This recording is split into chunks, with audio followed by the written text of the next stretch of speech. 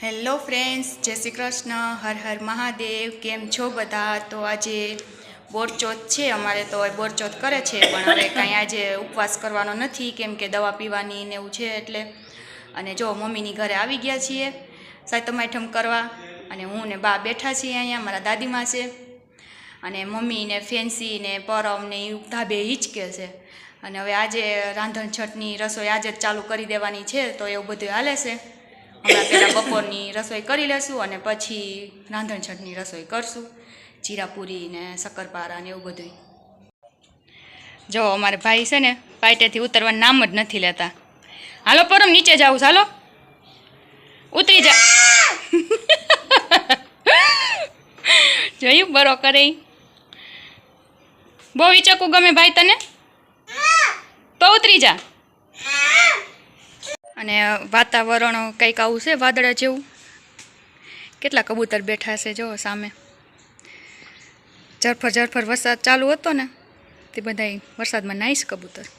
અત્યારે તો રહી ગયો હે, પણ સવારનો ફરફર ફરફર ફરફર ચાલુ જ હતો.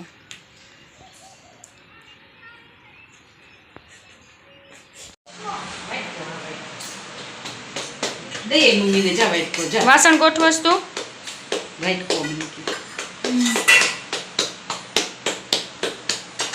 આલે આલે તો રૂમમાં જતી લઈ જા જાય. આલે ટવડી ના લઈ લે.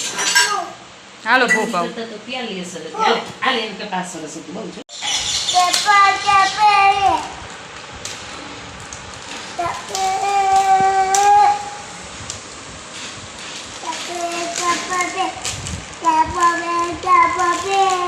પરમ ગુજરાતીમાં બોલોસ કે ઇંગ્લિશમાં? બાકી મરાઠી.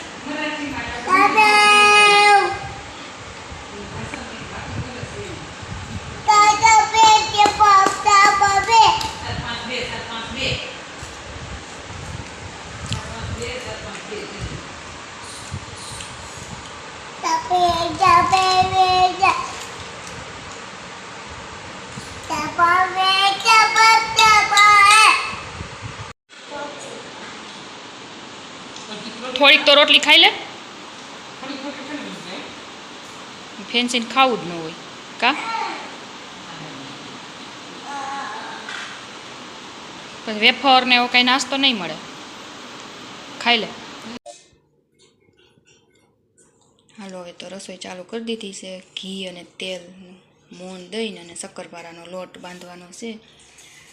અહીંયા ખાંડ ઓગાળી લીધી છે ગરમ પાણીમાં. પછી આ રીતના આવે શક્કરપારાનો લોટ બાંધી અને પછી જીરાપુરીનો લોટ બાંધશું. જો બેન મહેંદી મૂકીને આવ્યા છે. કેવી મહેંદી મૂકી આ હિરલ દીદીએ તે કોમેન્ટ કરીને કહેજો. તને ગમી ફેન્સી?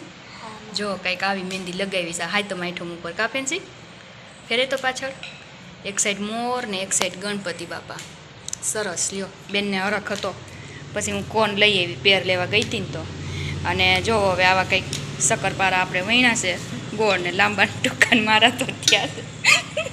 ઓથેર્યું રાતી સોર થઈ ગઈ ખેંચી ખેંચીને મેંદાના લોટ ને. ના ના વિડીયોમાં. ચાલો તો હવે ચા પીવાઈ ગયો, લીંબુ શરબત પીવાઈ ગયું અને જીરાપુરીનો લોટ બંધાઈ ગયો છે. અને હવે શક્કરપારા વણાઈ ગયા અને જીરાપુરી વણવાની છે. અને પરમ હજી હૂતો છે ત્યાં થોડું ઘણું કામ નીકળી જાય.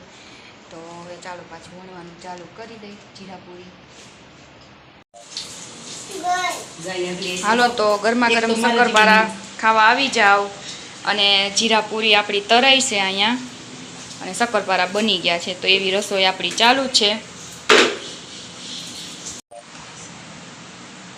જો ભાઈ ઉઠી ગયા છે અને બરોબર રસોઈ થોડીક અડધી બની રહી ત્યાં સુધી ઉતાર્યા.